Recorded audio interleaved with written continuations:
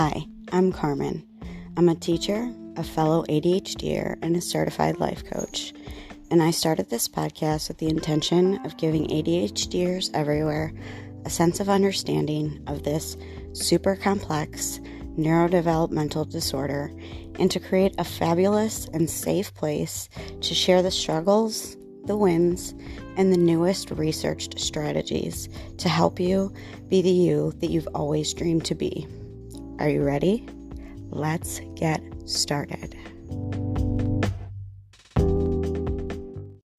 Hey friend, thank you for pressing play today on Authentically ADHD with me. I truly appreciate your time. And I'm just going to kind of start this episode with the truth, because I'm being authentic here.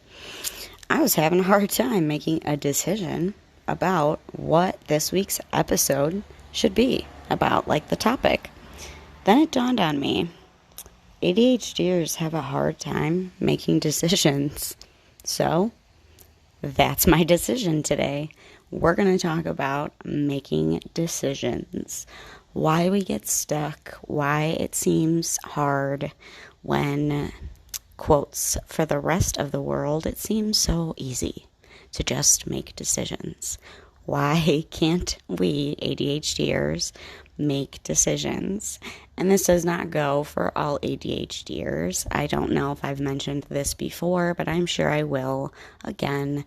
ADHD is a spectrum disorder. It is not autism, but it's similar in the fact that it's a spectrum disorder. People have varying degrees of the disorder itself, and then beyond that, they have varying degrees of symptoms that bother them. Some ADHDers don't have issues making decisions, but I'm one of those ADHDers that does have some issues sometimes when it comes to making decisions, especially when they're important. So we're going to talk about that today, why it's so difficult, and a few things that I personally do that maybe you might, at the end of this episode, try to do too. So most of the time with our rejection sensitivity and the fear of making the quote-unquote a wrong decision comes along with that anxiety and puts us in analysis paralysis, which basically means we just don't make the decision because making decisions is hard. It's literally one of the executive functions by itself, decision making. It comes with emotions and there are steps. So we put it off. We avoid it. It's part of our underdeveloped prefrontal cortex, and the lack of that specific executive function that we just avoid until the very last second. And because our brains are forced to make this decision, it doesn't always lend itself to making the best decisions. And then we actually pop up back with that anxiety because with all of the things that go into making a decision, it's complex. So we can go into analysis paralysis really at any step in the decision-making process. What thoughts are coming up for you right now? You may be confused, relieved, a little annoyed. I know it annoys me and probably the people around me when I can't make decisions. So let's chat about why making decisions is hard and how to practice making decisions in a priority kind of way so that we don't get stuck with that analysis paralysis. You may be wondering kind of right now, what makes decisions so hard? Or I don't have a hard time with that. That's because ADHD, like I said, is a spectrum disorder. Different people have different symptoms to varying degrees. So as I stated, fear of making the wrong decision is a huge stopper for us, halt in our steps. Then there's the decision-making process, which is made of like 6 different steps, and it's all different parts of executive function that go along with the one executive function that is decision-making. So the first one is like getting the process going, aka task initiation, like initiating, doing the process of making a decision. We have fewer dopamine receptors in our brains, and this is the cause for that lack of the get up and go or just do the thing. Before you even start, though, you have to understand and compare the options. This means paying attention to the information about each of the options and remembering the details of each option to do the next step, which is comparing them. If there are more than 2 options, and even with just 2 options, writing like a pros and cons list for that one helps here. That's something I do so I can keep track of the details of each option. The third and fourth steps of making a decision involve seeing the different possibilities and knowing what each of them entail. This involves having that self-awareness and that ability to visualize those different futures or outcomes. Our ADHDers tend to be out-of-the-box thinkers. We are. We have a hard time envisioning how long typical everyday tasks will take, but we're great problem solvers in other ways. So visualizing different possibilities, their details, and their different possible outcomes takes a ton of executive function. It taxes the ADHD brain. That's why we feel so tired after making a lot of decisions during one particular day. The last step before executing a decision is that envisioning the outcome of each possibility I talked about. This makes it hard for some ADHDers to get past that low frustration tolerance, and it's actually a lot harder and like 100 times harder when we are emotionally attached to making the decision or emotionally attached to the decision and the outcome, which is pretty common for ADHDers because of our heightened emotions and our emotional sensitivities. Prioritization falls into this category. So like knowing what's most important, what should be done first, second, what could be delegated, what could be left for later, and what could be just thrown out. This is super difficult for us as well, and it's part of decision making. So a few tips that I have for making hard decisions are ones I have found that work for me. So try a few of them out, maybe change them up a little bit and see what works for you. Like I said, it's a spectrum of a disorder. So different things might work for me than work for you. Also, the first thing we have to do is try to drop that emotion.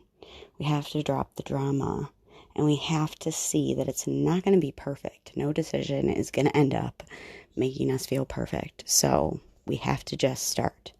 So trying to maybe journal about it, doing a thought download about it, writing about your feelings about the decisions to get it out of your brain first really, really helps.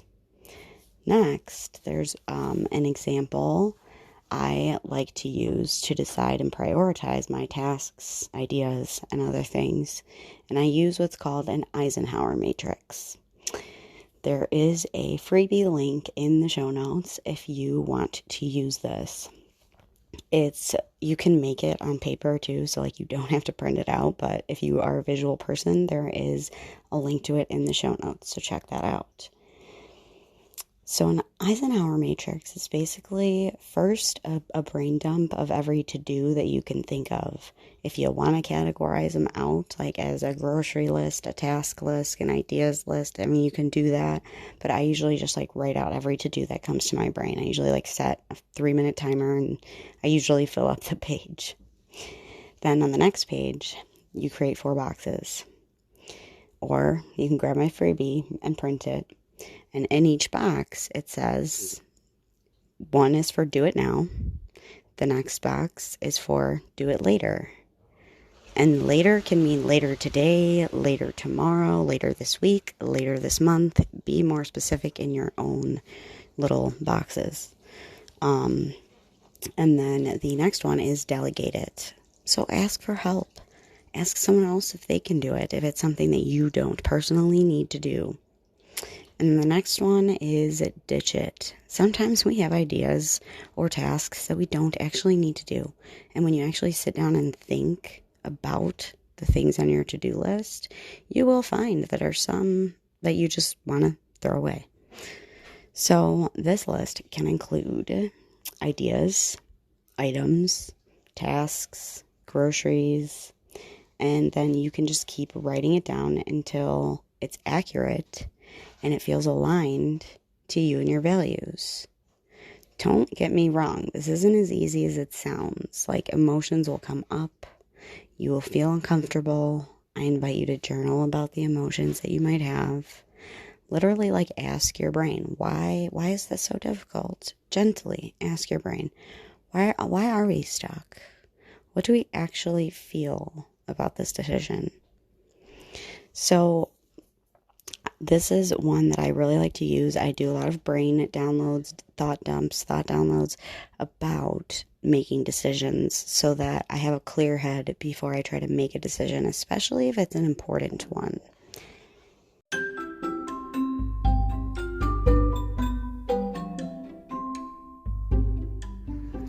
Hey listener, if you're enjoying this show, you should totally subscribe to it so that you can see when new episodes pop right up into your feed. In Spotify, if you go up at the top and hit click follow, it'll notify you every time there's a new episode. Then, really quick, as you're listening to this, right under the follow little bubble, there's a rating bubble. If you could just rate this podcast and give some feedback, possibly maybe answer the poll question that's underneath the podcast, I would really, really appreciate it. I hope that you're enjoying whatever you're doing today or tonight.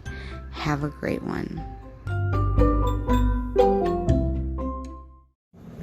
Another strategy I use is the tried and true pros and cons list for making a decision between 2 different important things. You draw a line down a piece of paper, one choice on one side, one choice on the other side, and it really helps you visualize the good and the bad about each decision. And it's usually just about 2 things. When you try to do it about 3, it gets a little hard to compare. But what's good about these is to be objective. If you don't think you can be, ask for help from a loved one. Have someone look the list over. Ask them what they think, just to get a different perspective that maybe you didn't see in that way. Another tip that helps me make decisions, especially important ones, is 3 things to determine what is a priority. So these 3 things are, if it jeopardizes your mental health, if you don't do it, it's a priority. Same goes for physical health. If it jeopardizes your physical health because you don't do the thing, it's a priority, because we can't care for anyone else until we meet our own needs. Then the third goes into, if it jeopardizes you or your family's goals and or happiness to not do the thing, it's a priority. I like to use these 3 broad rules or guidelines, I guess you could call them, because when you really think about it, all the important stuff is there. The salary, the food, the showering, all of the important base stuff is there. Moving your body, drinking enough water. The rest will get sorted out once you get the big stuff out of the way and out on paper. I'm telling you, talking it out loud, getting it out on paper really makes it reality, because what we as ADHDers tend to do is argue with reality. Oh, I don't have to make this decision today. I can wait until tomorrow. And we keep that argument with reality until we have to make the decision, because it's literally the last minute to make the decision, which, like I said, doesn't always lead to great decisions. So, like I said, you can grab my freebie in the show notes, and I hope that this episode kind of helped you and clarified for you why it's hard for ADHDers to make decisions sometimes. And I hope that these tips help you start to figure out different ways that you can accommodate your decision making. Until the next one, stay authentic, friends.